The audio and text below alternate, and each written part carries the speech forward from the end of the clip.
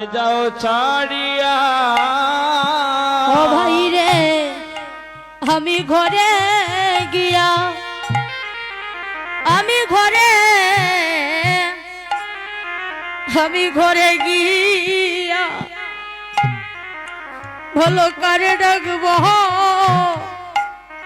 ডাকবো ভাই ভাইব বলিয়া রে কারে ডাকবো ভাই ভাই বলিয়া ওই আমি ঘরে গিয়া ওই আমি ঘরে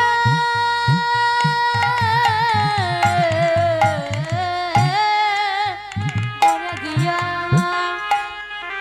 আমি ঘরে গিয়া ঘরে কারে ডাকবো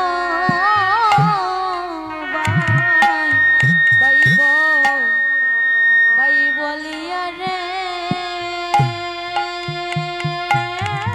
ডাকবো ভাই ভাই বলিয়া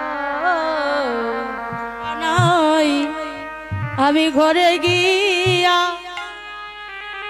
বলো কারে ডাকবো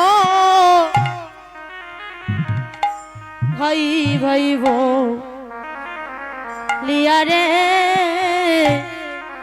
ভাই ভাইব বলিয়া ভাইরে গড়ে গিয়া খাড়ি ডাকিব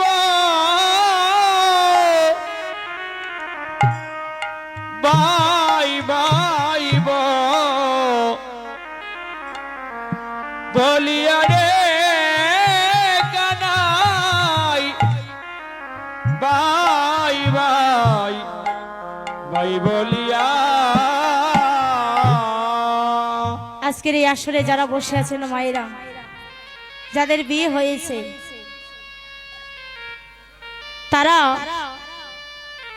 তাদের আশা থাকে তাদের ভাইয়ের উপরে যে আমার ভাই আসবে, আমায় নায়ের নিবে।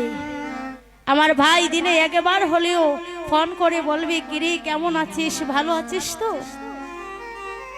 যদি এই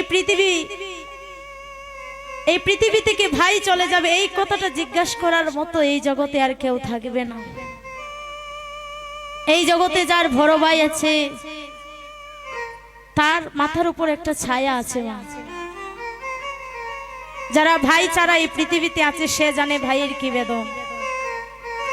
কারণ ভাই হচ্ছে শক্তি, ভাই বল। আর ভাই যদি চলে যায় এই পৃথিবীর মধ্যে বলটাই থাকে না, কাকে নিয়ে চলবি। ভগবান যতবার পৃথিবীতে এসেছে ততবার ভাইকে সঙ্গে নিয়ে এসেছে।